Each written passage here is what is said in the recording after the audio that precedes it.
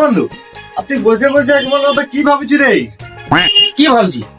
আমি কোনো বিজ্ঞানী নাকি যে নিউটনের মতো সূত্র ভাবছি? ঘরের কথা ভাবছি রে, 2026 পড়েছে, কি হবে কি নাই সেটা নিয়ে ভাবছি। তুই বিজ্ঞানী নাই, কিন্তু আমি বিজ্ঞানী হয়ে গেছি। কি করে বিজ্ঞানী হয়ে গেলে তুই এখানে? बात तो सही है। আমি চা দোকানে গেছি চা খেতে, তো চা দোকানি কংসাবতী দুধের প্যাকেটটা তুলে ঢালতেছিল, আর প্যাকেটটা পড়ে গেল মাটিয়ে। প্যাকেটটা পড়ে মাটিয়ে প্যাকেটটা ফাটে গেল, আর দুধটা তেমনি আছে। দুধটা তেমনি আছে? ওটা কি সূত্র হলো রে? দুধটা তেমনি আছে? ওইটাই তো সূত্রটা। প্যাকেটটা ফাটে গেল তো দুধটা তেমনি আছে, কিছু হইলো নাই। কি করে রে, কি করে এমনটা হলো? কারণ দুধটা কাল রাতের থেকে ডিপ ফ্রিজে রাখা ছিল, গরম হয়ে গেছে। 哎呦我的妈！